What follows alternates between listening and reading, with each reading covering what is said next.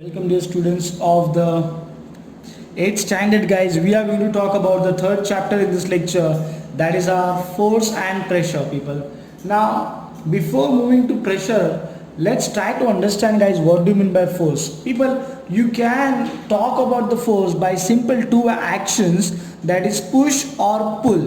Right किसी दरवाजे को आपने धक्का दिया मतलब पुश किया, या तो किसी दरवाजे को आपने खींचा मतलब पुल किया. So in both the actions, both the actions suggest that you are applying the force on the door. Now that force can be of two types, either it can be a pushing force or it can be a pulling force, right? Now guys, let me tell you some terminologies. आप इसमें नहीं है software में, तो मैं आपको बता रहा हूँ खाली. Bye the way, it's very good software. If you want you can purchase this software for your personal use. The software that we are using is the Home Revise. You can contact their official. It's really very good software. So guys, when we talk about the force, like I told you, the force can be of two types, pushing force or pulling force. Guys, when we talk about the force, the two bodies we need to consider, one is the applying body, another is the experiencing body. Like अगर मैं दरवाजे को खींच रहा हूँ तो दरवाजे के ऊपर फोर्स किसने लगाया? मैंने लगाया. So I will be applying body. दरवाजे के ऊपर फोर्स लगाया, सो दरवाजा will be your experiencing body. And force कौन से प्रकार का है? It's a pulling type of force, जिसको हम लोग अट्रैक्शनल फोर्स भी बोलते हैं. ओके. सेकेंड, अगर मैंने दरवाजे को धक्का दिया तो फोर्स किसने लगाया? मैंने लगाया. So again I will be the applying body, the door will B experiencing body, क्योंकि मेरे द्वारा लगाए जाने वाले फोर्स को डोर सहन कर रहा है, एक्सपीरियंस कर रहा है, महसूस कर रहा है. So door will be your experiencing body and in this case the force will be of your pushing force. Okay. और it is also called as a repelling force. क्या बोलेंगे इसको? Repelling force. So guys, force का आपको general idea आया रहेगा. Guys, few things we are going to talk in this chapter. First of all, the force and types of forces, balance and unbalance force, inertia. Very important concept guys inertia is, जिसके ऊपर Newton का first law of motion है. Then we are going to talk about the pressure on solid and liquid and gases, and atmospheric pressure, beyond force, Archimedes principle. It's very easy topics and very informative chapter, rather I will say, very informative. And this chapter is quite base building chapter I would say, because इस chapter में जो concepts है वो आपको आगे जाके बहुत लगेंगे. Guys, हम लोग जब if you are planning to take science after 10th standard, so there is one very lovely subject called as a physics. तो फिजिक्स में you are going to talk about this forces and all this thing. इसके बाद में guys, इसके बाद में अगर आपका 11-12 साइंस अच्छा गया और अगर आप मेरी तरह इंजीनियरिंग करने के सोच रहे हो, मतलब रहोगे, so you can go for engineering. And engineering में भी फर्स्ट ईयर में एक बहुत ही प्यारा सब्जेक्ट हम लोग को जो था, दैट इज़ योर मैकेनिक्स. तो मैकेनिक्स में भी बहुत सारे फोर्सेस के साथ you have to deal. Very beautiful life after 10th standard if you will take the science 11-12 and engineering, obviously medical also, but since I am engineering, so that's why I am telling you engineering, from engineering field. Okay. Then these are the topics that we are going to talk about. आप note कर सकते हो इसको. Few initial questions. What is force? Just now I have given you the information. यहाँ का थोड़ा मुझे इनएडिक्वेट लगा, बट स्टिल हम लोग उसको रीड करके लेते हैं. What they are saying, you see, a stationary object on which no force is acting remain stationary. तो एक्चुअली इसके लिए मैंने बोला कि फोर्स का मैंने आपको बेसिक डेफिनेशन जो मैंने ओरली बताया है वो आप अच्छी तरीके से फॉलो कीजिएगा. ठीक है, मैं उसका मतलब समझा देता हूँ कि जो अपना बक्सा स्टेशनरी था, तो वो स्टेशनरी कब तक रहेगा?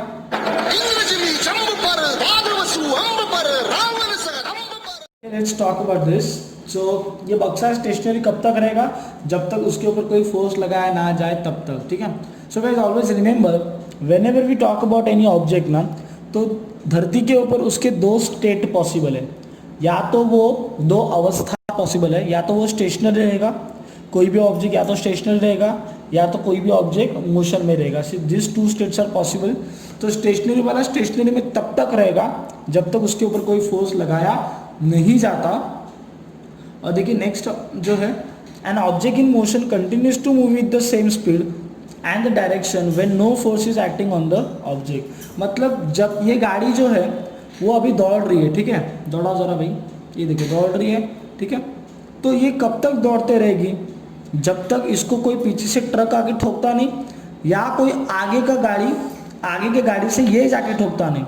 तो जब पीछे से ट्रक आके ठोकेगा तो इसका ऑब्वियसली थोड़ा वेलोसिटी क्या होगा, इंक्रीज हो जाएगा, राइट। एंड जब आगे वाला गाड़ी ठोकेगा तो इसका वेलोसिटी क्या हो जाएगा, डिक्रीज हो जाएगा। तो गाइस ये अपने मोशन में है, this object is in motion state, this object is moving with some speed, some constant speed, but कब तक वो कांस्टेंट स्पीड में रहेगा, जब तक उसके ऊपर कोई फोर्स अप्लाई नहीं होता तब तक, ठीक है। देखिए यहां से मैं आपको एक डेफिनेशन दे देता हूं, the force is that invisible quantity by which we can change the state of object, change the state of object. मतलब जो ऑब्जेक्ट स्टेशनरी है उसको हम लोग मोशन में ला सकते हैं इसको ढकेल के, और जो मोशन में है उसको रेस्ट पे ला सकते हैं, रुका सकते हैं by applying the force. So guys, force is that invisible quantity by which we can change the state of object. All right. Okay, now here you can see some things are there, some examples are over here. तो एक बंदा देखिए गाड़ी को धक्का मार रहा है, इसका मतलब he is applying some force on the car. ये जो कुत्ता है he is very reluctant. reluctant मतलब क्या, वो मालिक के साथ जाने के लिए तैयार नहीं है, इसके लिए उसको क्या बोलेंगे, रिलक्टेंट। सो इस गाय को, इस बच्चे को फोर्स लगाना पड़ रहा है। ये बॉल जो था ज़मीन पे, इसने फोर्स लगाया तो बॉल ऊपर गया, ठीक है, नीडल्स थे यहाँ पे। तो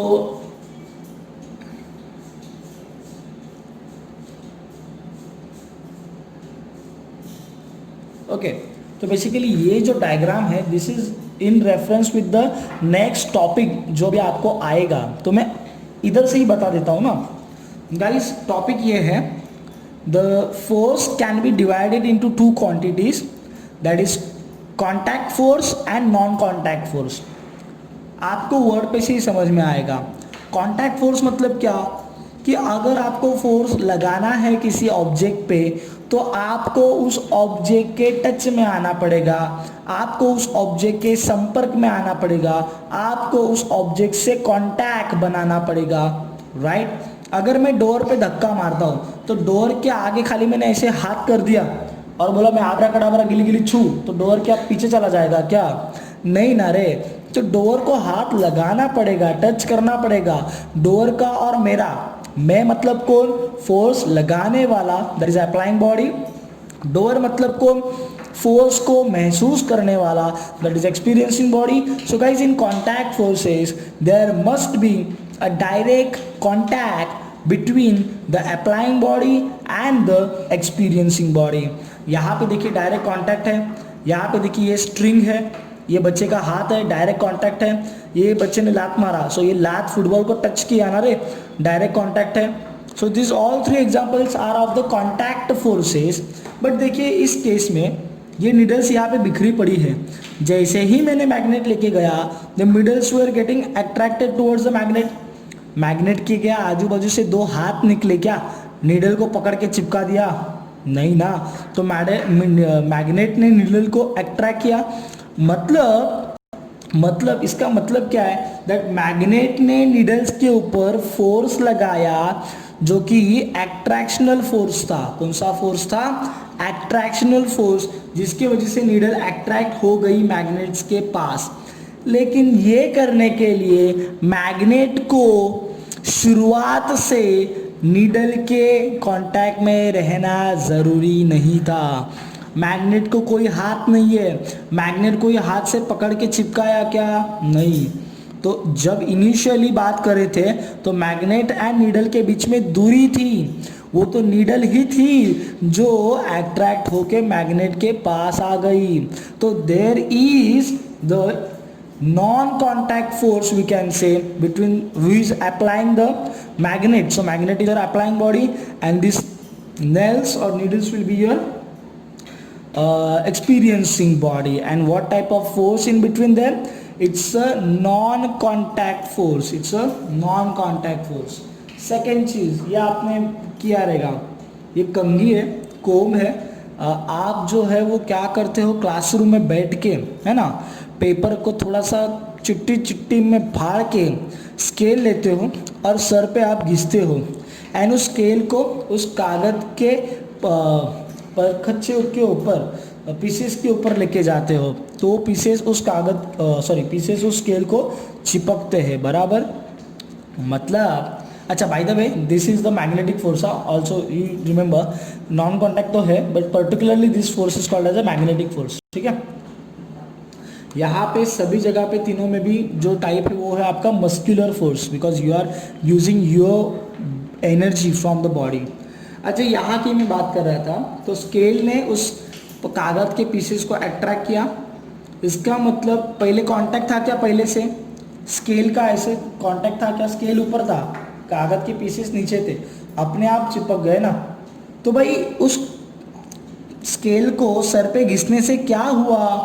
तो गाइज मैं एक सिंपल में बताता हूँ. This is the very large topic actually.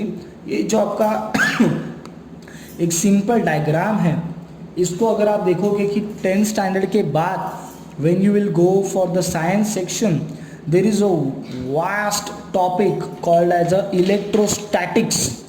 तो देखिए ये एक डायग्राम वो पूरे बड़े बड़े थ्योरी में और बड़े बड़े चैप्टर में तब्दील हो जाएगा जब आप 10 के बाद 11th एंड 12th साइंस लोगे. वो आपके जीवन के कुछ सुवर्ण काल हो सकता है. ठीक है, होगा ऑब्वियसली.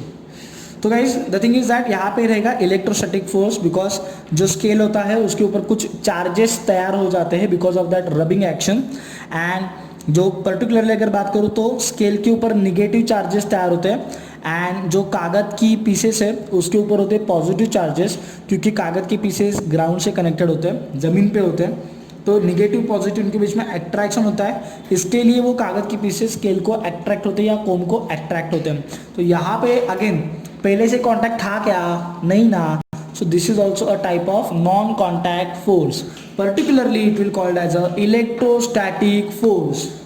यहाँ पे देखिए नारियल धपाक करके गिर गया नीचे. ठीक है, तो भाई ऑब्वियसली नीचे गिर गया मतलब नीचे से कोई तो नारियल को अट्रैक्ट कर रहा था. कौन अट्रैक्ट कर रहा था? कोई और नहीं बल्कि आपकी और मेरी धरती माँ. So the earth was attracting this nariyal towards itself, means we can say the earth was applying the force on this nariyal. So earth will be applying body, this nariyal, the coconut will be your experiencing body. And देखिए नारियल को नीचे गिराने के लिए अर्थ के अंदर से, अर्थ के ज़मीन के अंदर से कुछ हाथ वगैरह बाहर आया क्या?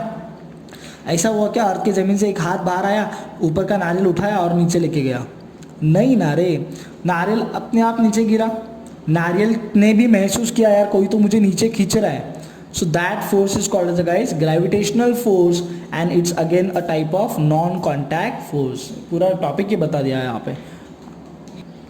Okay, let's see the again contact non contact forces in detail. The car moves forward direction. धक्का मार रहा है बंदा और उसने कॉन्टैक्ट बनाए रखा है क्योंकि कॉन्टैक्ट बनाए बगैर तो गाड़ी आगे जाने वाली नहीं है. So it's a type of, इतने जल्दी भी नहीं जाएगी, धीरे धीरे जाएगी. अगेन देखिए ये स्ट्रिंग है, फुटबॉल है, ये जस्ट हम लोगों ने लिया है ना एग्जाम्पल से. What do you observe this guys? In all forces, force acts on two bodies through the interaction between them. So मैंने बोला ना आपको दो बॉडीज होते हैं, applying body and experiencing body. कौन अप्लाई कर रहा है? बंदा गाड़ी पे है तो बंदा is applying body, experiencing body. She is the applying body. The string, not dog, string, वो तो string dog के गले में इसके लिए. तो this string will be your experiencing body. Football experiencing body, जो बंदे ने लात मारा वो बंदा applying body. Okay, so so guys the thing was that कि वहाँ पे इनके पहले एग्जांपल में क्या था, वो जो मैंने बताया आपको कॉन्टैक्ट फोर्सेस थे, this all were contact forces, because to get the effect और to get displace the object, ठीक है, ऑब्जेक्ट को जगह से हटाने के लिए, ऑब्जेक्ट को डिस्प्लेस करने के लिए, ऑब्जेक्ट का स्टेट चेंज करने के लिए, we need to apply the force and that was the contact force. Guys, now here it is, we are talking about the non contact force. तो देखिए अभी ये जो नील है, यहाँ पे हम लोग मैग्नेट लेके आए तो वो अट्रैक्ट हो गया, राइट, तो यू कैन सी ऐसे होता है ना ये, तो can you see this thing कि initially there was no any direct contact between the magnet and the needle, means what, there was no any direct contact between the applying body and experiencing body. That's why it's called as a non-contact force. Particularly this force is the type of magnetic force, people. सब मैंने explain कर दिया है, वापस से वही दिखने का है. It is getting attracted to the earth because of the gravity, force of gravity. So the Nariyal will be your Nariyal will be your experiencing body, the earth will be your applying body. यहाँ पे ये भी मैंने explain किया electrostatics का.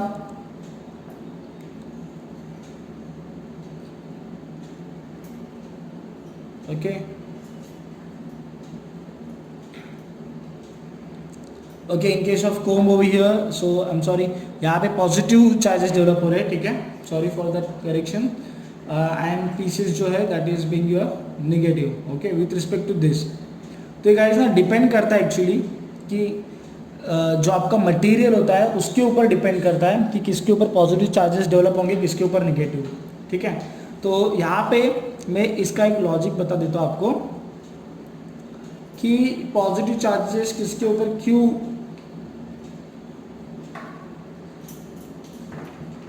Develop हो जाते हैं.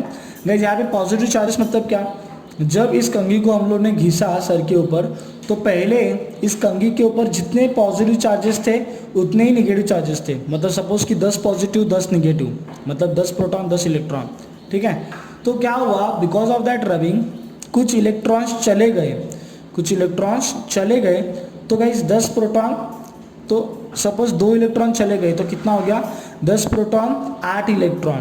तो यहाँ पे the positive charge is more than the negative charge because the electrons have loosen because of the rubbing action of this comb. That's why इसके ऊपर जो हायर चार्ज रहेगा वो चार्ज डेवलप होगा, that is positive, and these pieces will be negative with respect to the comb, ठीक है. So there will be the attraction between them, that is called as the electrostatic force.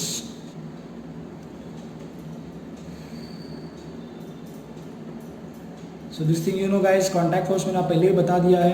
Second thing, जहाँ पे contact नहीं चाहिए वहाँ पे this is called as non contact force, okay. Muscular force is example of contact force.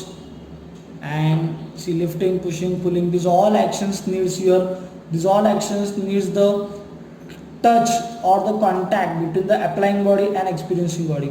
So these all actions are nothing but your the examples of contact forces. Electrostatics का थोड़ा याद रखिए वो थोड़ा करेक्शन, और ये मैंने जो लॉजिक बताया वो. So you know this thing, there is a non contact force always. ये क्या है, देखिए मैग्नेटिक फोर्स आपको मैंने बताया जो अट्रैक्ट होंगे, ग्रेविटेशनल फोर्स बॉल नीचे आ रहा है, इलेक्ट्रोस्टैटिक फोर्स जो जिसको रब किया उसके ऊपर पॉजिटिव चार्जेस डेवलप हो रहे हैं, पेपर्स के ऊपर negative charges. So that's the electrostatic attraction between them. So this 3 forces are there कि जिनको कोई कॉन्टैक्ट की ज़रूरत नहीं है. That's why these three are the non contact forces. Now let me tell you before moving to this, now in this part, अभी ये जो पार्ट हम लोग पढ़ने जा रहे हैं that is about the frictional force. क्या बोलेंगे, फ्रिक्शनल फोर्स. मैं एक एग्जांपल देता हूँ. देखिए फ्रिक्शन मतलब क्या होता है, नॉर्मली घिसाव जिसको हम लोग बोलते हैं, ठीक है, रबिंग एक्शन जिसको हम लोग बोलते हैं, ठीक है. एक मैं एग्जांपल देता हूँ. देखिए आप लोग साइकिल से जा रहे हो, साइकिल को आप स्ट्रेट रास्ते पे लेके जा रहे हो, आपने पेडल मारा, एक बार ही पेडल मारा और छोड़ दिया, ठीक है. तो उस एक पेडल में क्या आप पूरा घर से लेके स्कूल तक जाओगे क्या? उस एक पेडल में आप एक सर्टेन डिस्टेंस तक जाते हो और आपका साइकिल रुक जाता है. क्यों होता है ऐसे? क्योंकि जो आपका साइकिल का व्हील है और जो रोड है इनके बीच में होता है रबिंग एक्शन, इनके बीच में होता है रबिंग एक्शन। मतलब जो आपका व्हील आगे जाना चाहता है, देखिए कैसे हो रहा है रबिंग, ये जो ऊपर वाला हाथ है मेरा आपका व्हील है और नीचे वाला हाथ आपका रोड है। तो जो व्हील आगे जाना चाहता है बट नीचे वाला रोड नहीं चाहता कि वो आगे जाए, तो नीचे वाला रोड उसको पूरा घिसने का ट्राई करेगा। सो बिकॉज ऑफ दिस ऊपर वाला व्हील जो है उसका वेलोसिटी कम कम होते जाएगा एंड बाद में वो सडनली मतलब बाद में थोड़ी देर के बाद वो रुक जाएगा। So guys this is what the frictional force, ठीक है गाइस। देखिए अभी एग्जांपल लिखते हैं। ओके सो गाइस यहाँ पे देखिए when a ball is kept on a table and push little it moves ahead and gets slow and stops. जो मैंने साइकिल के व्हील का एग्जांपल दिया ना वही है। देखना धक्का मारा इसको, थोड़ा जाएगा और फिर रुक जाएगा, ठीक है। सेम गाड़ी भी देख, गाड़ी का भी जो मैंने साइकिल का एग्जांपल लिया ना वही अप्लाई करने का है। गाड़ी का इंजन बंद कर दिया, गाड़ी का इंजन बंद कर दिया बराबर, तो गाड़ी सर्टन डिस्टेंस जाके गाड़ी क्या होगी, रुक जाएगी। क्यों रुक जाएगी?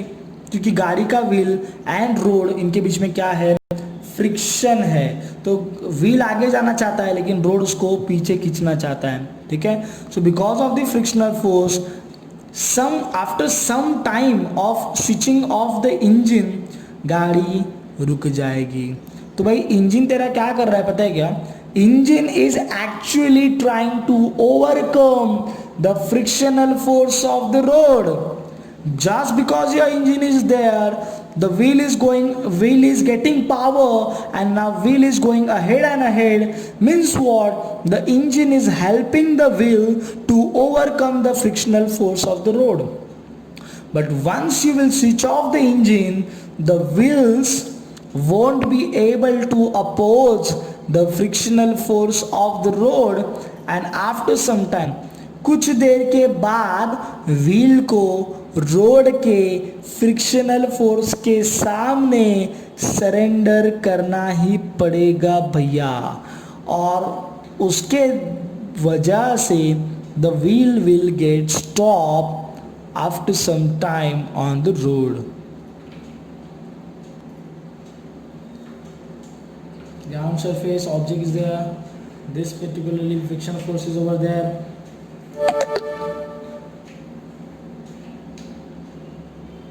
सेम एग्जांपल लिया ना रे मैंने। अच्छा देखिए हम लोग चलने में भी सेम है ना, जो हम लोग का पैर है, ठीक है, शूज़ का जो लोअर सरफेस है that is in the contact with the ground. So उनके बीच में क्या होता है, रबिंग होता है, फ्रिक्शन होता है।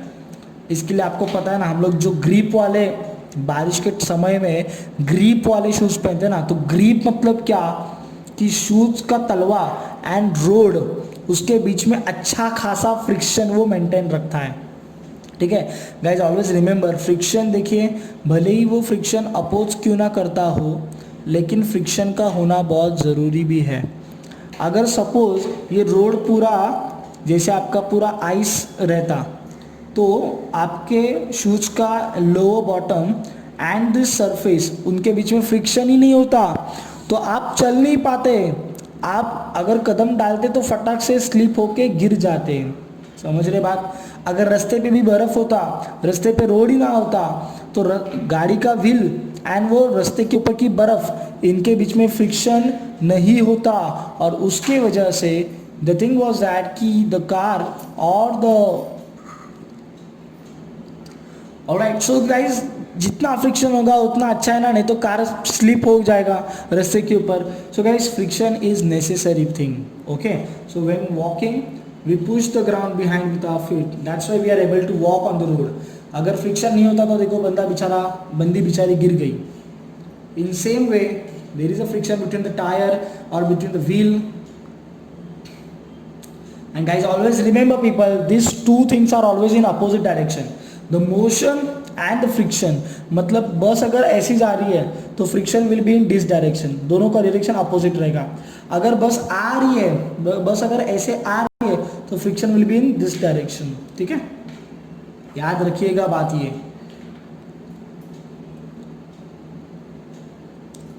हा बघा पोरगा बिचारा पडला, कोणतरी केळं खाऊन टाकला आणि त्याच्यावरून तो पडला. सो गाइस ये क्यों गिरा बनाना के ऊपर से?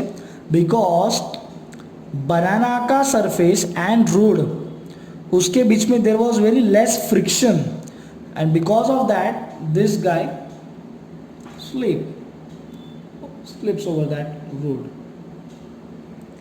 तो गाइस जो मैंने बात किया कि फ्रिक्शन फोर्स उतना ज़रूरी भी है, ठीक है, भले ही वो आपको अपोज करता हो चलने में, अपोज करता हो साइकिल को आगे लेके जाने में, लेकिन उसका अपोजिशन ज़रूरी है, क्योंकि अगर फ्रिक्शनल फोर्स नहीं रहेगा तो आप इतना तेज़ी से जाओगे कि स्पीड को कंट्रोल ही नहीं कर पाओगे और गिर जाओगे, पड़ जाओगे.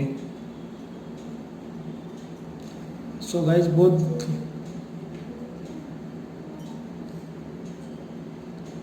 एक लास्ट एक वर्ड था जो मैंने मिस कर दिया, वो मैं आपको बताता हूँ कि ये दोनों घटनाएं जो हुई वो क्यों हुई.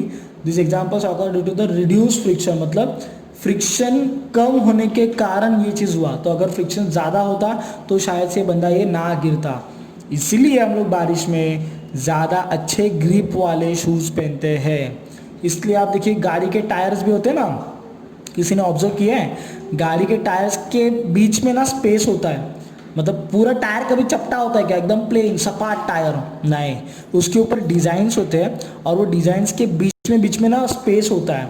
तो वो क्यों होता है? Because of getting the grip on the road. जितना ग्रिप अच्छा रहेगा उतना रोड के द्वारा व्हील के ऊपर फ्रिक्शनल फोर्स ज़्यादा अप्लाई रहेगा एंड जिसके द्वारा गाड़ी आपका इजीली आगे जा पाएगा. ओके, ना कि वो रोड पे कभी स्लीप होगा. एक छोटा सा यूज ब्रेन पावर कर लेते हैं.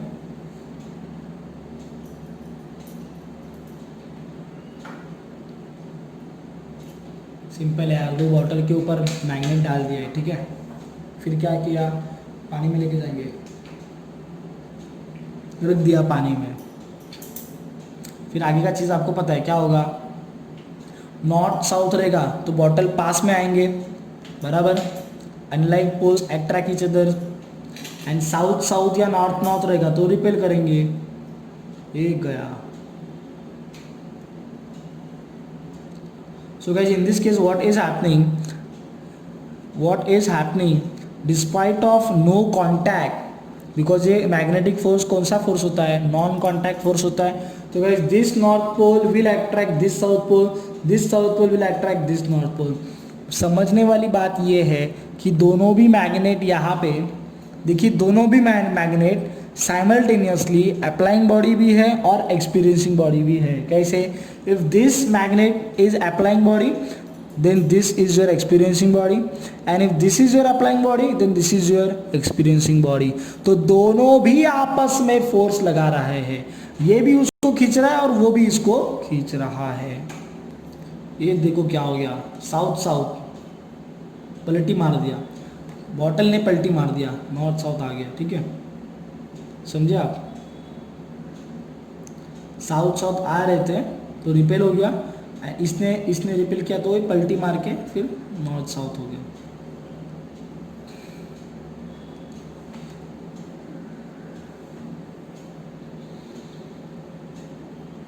स्टैटिक इलेक्ट्रिसिटी के बारे में जो मैंने अभी आपको बताया था, इलेक्ट्रोस्टैटिक फोर्स की जस्ट चार्जेस गेटिंग डेवलप. ठीक है,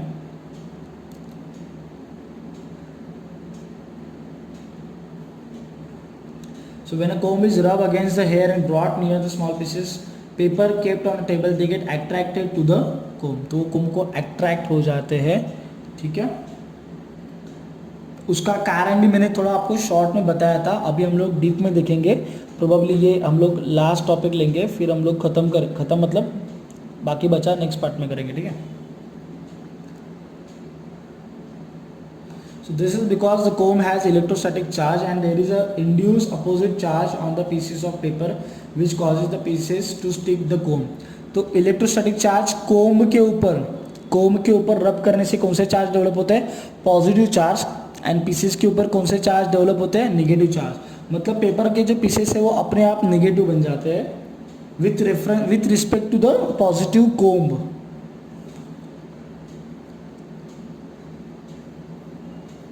they are not in contact with each other, that's why it verifies the electrostatic force is a non contact force. इसको और डीप में हम लोग स्टडी करेंगे क्लासरूम लेक्चर्स में, पीपल एक्सपेरिमेंट भी करके देखेंगे। अच्छा गाइस, ज़्यादा दिया नहीं उसके बारे में, लेकिन इलेक्ट्रोस्टैटिक फोर्स के बारे में उतना ही दिया था। तो एनीवेज हम लोग फोर्स का पोर्शन ख़त्म कर देते ना आज। तो there is a next topic called as a balance and unbalance force. बहुत ही सिंपल एग्जांपल मैं देता हूँ, आगे भी डिस्कस किया है।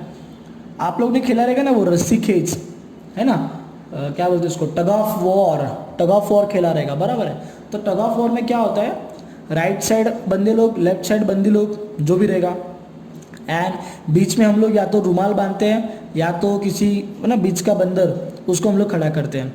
फिर अगर दोनों साइड से सेम फोर्स रहेगा तो बीच का बंदर उधर ही रहता है या वो रुमाल उधर ही रहता है। यानी कि क्या हो रहा है, उस बीच के बंदर के ऊपर दोनों विरुद्ध दिशाओं से इक्वल फोर्स अप्लाई किया जा रहा है। वो लोग भी उतना फोर्स लगा रहे हैं और ये लोग भी इतना फोर्स लगा रहे हैं। दोनों के फोर्सेस का वैल्यू, दोनों का फोर्सेस का वैल्यू सेम है एंड दोनों के फोर्सेस का डायरेक्शन अपोजिट है। So in that case guys, in that case जो आपका बीच का बंदर रहेगा, ना तो वो राइट जाएगा ना तो वो लेफ्ट जाएगा, वो जहाँ पे था वहाँ पे ही रहेगा। It means we can say there is a balance forces, there are balance forces acting on the beach का बंदर। okay, let's talk about the more examples textual। बहुत सिंपल एग्जांपल लिया भाई। बीच में ये टेबल है आपका, डोरी डाल दिया है, यहाँ पे वजन डालेंगे, ठीक है। तो इक्वल वजन डालेंगे तो कुछ होगा क्या, कोई ऊपर नीचे जाएगा क्या, नहीं जाएगा। तो तराजू के जैसा हो गया ना भाई। ये देखो वजन इसमें बढ़ा दिया। If more mass is kept in one of the pans then in other, the box starts moving in direction of that pan. तो क्या होगा कि स्ट्रिंग के ऊपर बॉक्स है, तो देखिए पहली बात तो स्ट्रिंग ये पैन की तरह मूव करना चालू हो जाएगा। तो स्ट्रिंग से जो कनेक्टेड है बॉक्स, तो वो बॉक्स भी उस पैन की तरह मूव करना चालू करेगा जिस पैन में ज़्यादा वेट डाला हुआ है, राइट। तो ये क्या हो गया गाइस, ये हो गया अनबैलेंस फोर्स। पहले दोनों भी पैन में इक्वल वेट था तो बॉक्स किधर भी नहीं जा रहा था, बराबर, that is your balance force, बराबर। टग ऑफ वॉर के एग्जांपल में सपोज लड़कियों ने बहुत ज़्यादा फोर्स लगा दिया, तो लड़कियां ने क्या किया, बहुत ज़्यादा फोर्स लगा दिया, तो बीच का बंदर जो है वो लड़कियों की तरफ झुक गया। मतलब that is the case of unbalance force, कि दोनों फोर्स में से कोई एक फोर्स ज़्यादा बन जाता है, ठीक है। वैसे भी यहाँ पे you can see these forces, the initial two equal forces were there because of the equal masses, so both forces were equal and the direction was opposite. So this means the balance forces act on the box with the effective force equal to 0. Why? Because this is your F1, this is your F2, but F1 F2 का direction क्या है, opposite है। That's why the resultant force on this object is 0. ये object जगह से हिलेगा नहीं, मतलब ये ऑब्जेक्ट के ऊपर बैलेंस फोर्स एक्ट कर रहा है। एंड जब उन्होंने फोर्स को बढ़ा दिया, so guys one force is greater than another force, so now the object will move towards the pan जहाँ पे ज़्यादा फोर्स है, जहाँ से ज़्यादा फोर्स आ रहा है। So this is the case of imbalance force और unbalance force. Alright, now here again, अच्छा आ गई टग ऑफ वॉर पे, दिख रहा नहीं बीच में रिबिन वगैरह बांध रहे। सो सपोज रिबिन किधर जा ही नहीं रही है, मतलब रिबिन बीच के बीच में ही है, इसका मतलब दोनों भी जगह से इक्वल फोर्स अप्लाई हो रहा है। You can see over here,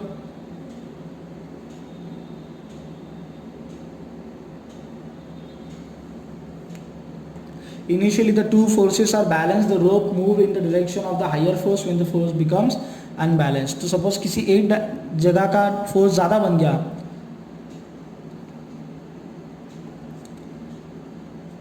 तो वो उसके साइड में जाएगा, ठीक है, simple. That was the unbalance force.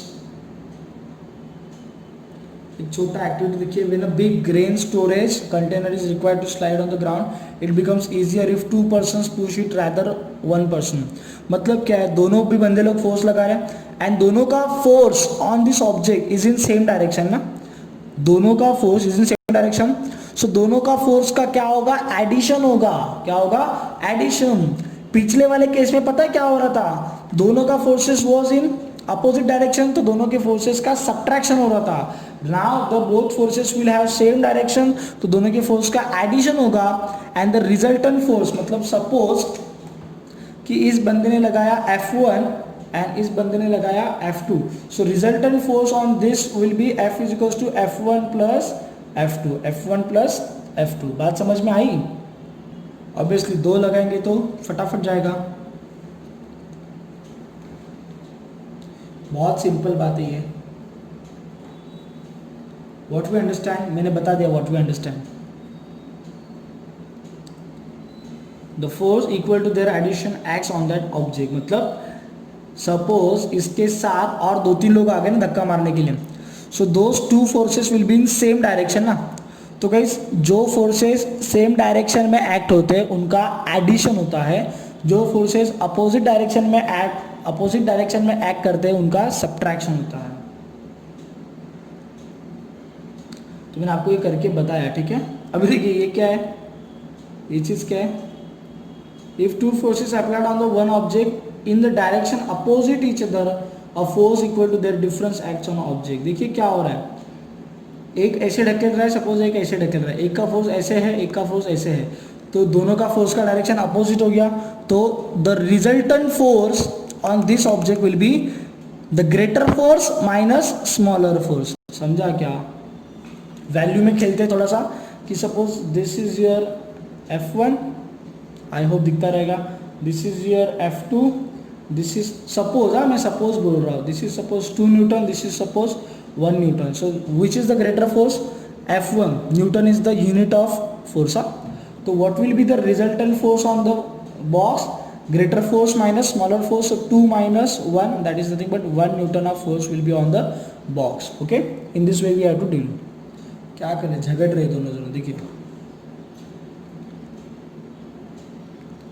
Okay, तो a force is express in a magnitude and direction, that's a force is a vector quantity. Means what, कि force को बताने के लिए देखिए, फोर्स किसी ऑब्जेक्ट के ऊपर कितना फोर्स होगा उसके लिए उसने कितना फोर्स लगाया वो भी इंपॉर्टेंट है, और कौन से डायरेक्शन में लगाया वो भी इंपॉर्टेंट है। आपको बात समझ में आई? This is the experiencing body, this is the applying body. तो अप्लाइंग बॉडी ने 2 न्यूटन का फोर्स लगाया, ठीक है, that is the value called as a magnitude. Value को क्या बोलते हैं, मैग्नीट्यूड, ठीक है। एंड कौन से डायरेक्शन में लगाया, दैट इज ऑल्सो नेसेसरी, ठीक है। तो the quantity which requires the magnitude as well as direction, it is called as a vector quantity.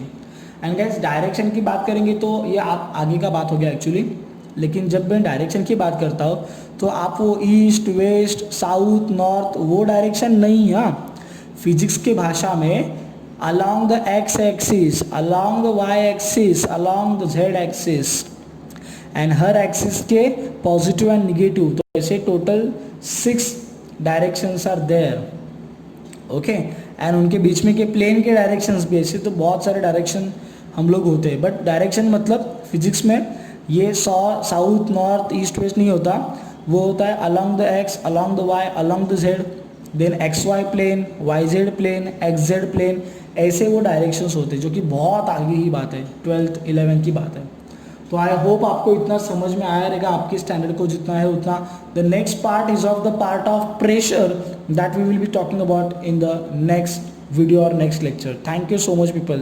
if you are having any doubts please send it to our official WhatsApp number 7304603490। thank you so much people। and one more thing, classroom lectures, because at most places the permission for 10 students per batch is going to be allowed, is going to be given to the coaching classes। so probably हम लोग ने भी application डाला था, dispatch होके आया है, तो देखते हैं क्लासरूम लेक्चर भी हम लोग जल्द से जल्द शुरू करेंगे। तो ये जो वीडियो देख रहे हैं उनको मैं I would like to request them कि आप क्लासेस में कॉल करके आइए, कॉल कीजिए हमको, इंक्वायरी कीजिए। And if you like the lectures और आपको अगर कंटिन्यू करना है हमारे साथ for your entire academic year, then guys you can take the admission, you can be the part of our family of the classes. For that you need to call us or you need to drop a simple inquiry message on our official WhatsApp number 7304603490. Rest of the thing we will take care about it. Thank you so much people. Admissions are in progress. Thank you so much.